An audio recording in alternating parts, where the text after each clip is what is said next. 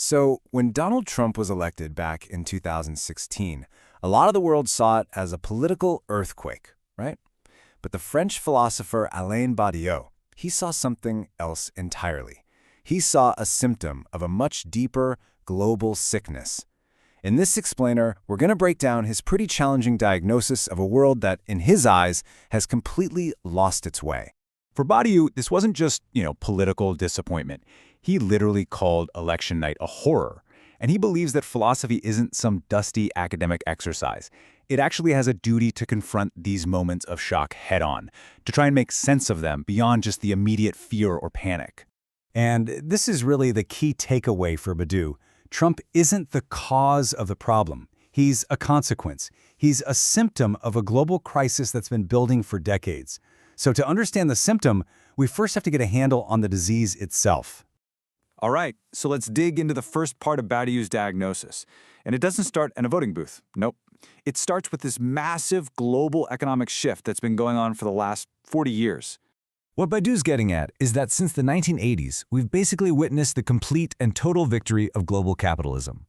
That huge ideological battle that defined the 20th century, what he calls the two-line struggle, well, it's over. And capitalism won. End of story. You see, for over 2 centuries, Badiou says humanity had a real, fundamental choice. On one side, you had liberal capitalism built on private property and pretty much accepting massive inequality as part of the deal. And on the other, you had the socialist or communist path, which was all about ending that inequality through collectivization. This was a genuine choice about what the future should look like. But that choice? According to Badiou, it's just gone. It's been replaced by a single, all-powerful idea. And it was perfectly captured by Margaret Thatcher's famous phrase. The new propaganda isn't that capitalism is fantastic. It's just that it's the only thing possible. And this leads to this really powerful metaphor Badiou uses. He argues that today, every world leader, it doesn't matter if they call themselves a socialist, a conservative, a Democrat, or a Republican, at the end of the day, they're all just servants to one single monster, this global capitalist system that sets the rules for everybody. And just how monstrous are we talking? Well, get a load of this statistic Badiou points to. A mere 264 individuals now hold the same amount of wealth as the bottom 7 billion people on the entire planet. For him, this isn't an accident. It's the logical and frankly terrifying outcome of a world with only one path. Okay, so that brings us to part 2 of the diagnosis. If there's only one economic game in town, what on earth does that do to our politics? Well, Badiou's argument is that the consequence is that the entire political class, no matter what party they're in, starts to look like one single group. I mean, sure, they might bicker about the details, but they all agree on the fundamentals. The monster must be served. That traditional opposition of left versus right, it just becomes a kind of theater, a performance, not a genuine choice. To really visualize this new political reality, Badiou created a diagram. And honestly, this is the centerpiece of his whole argument. We've got to break it down. Okay, let's break this down. In that center circle, you have what he calls the weak contradiction. Think of it as the mainstream political stage.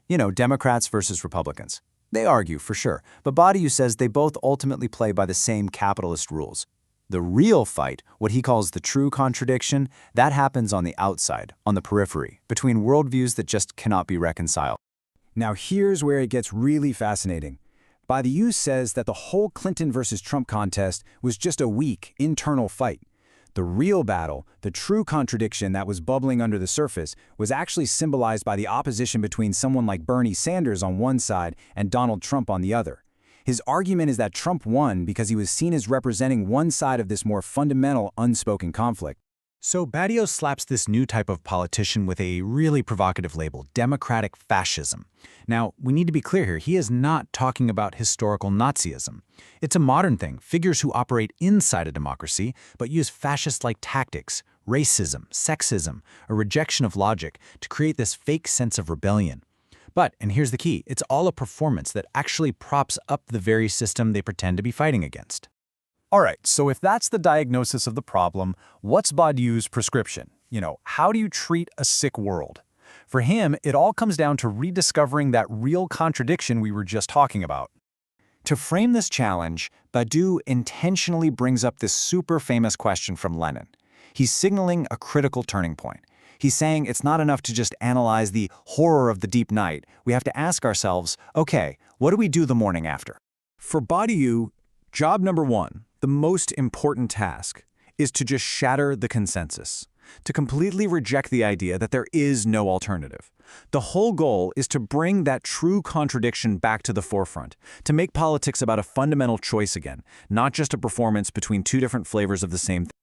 So what does this big alternative actually look like? Well, Badiou doesn't hand us a 10-point policy plan. Instead, he lays out 4 big guiding principles for a new idea that can actually challenge the monster of global capitalism. Now, Badiou reclaims the word communism, but he totally redefines it as 4 principles for a different kind of future. First, collectivism, ending what he calls the dictatorship of private property over our shared resources. Second, polymorphous work, which is about breaking down that rigid division between, say, intellectual and manual labor, so people aren't just defined by one job for their whole life. Third is universalism, moving past the walls of nation, race, and gender to recognize our common humanity. And finally, free association, aiming for a world that relies less on the coercive power of the state and more on people voluntarily working together. These aren't a blueprint, he says, but more like a new compass for our political imagination. And that really brings us to the final, crucial takeaway here. For Badiou, the ultimate danger isn't Trump, or any single leader for that matter. It's the moment a society loses the ability to even imagine a different way of living. It's a deep, pretty challenging analysis, and it leaves us with a provocative question for you to think about. Is the biggest crisis of our time not really a crisis of politics, but a crisis of imagination?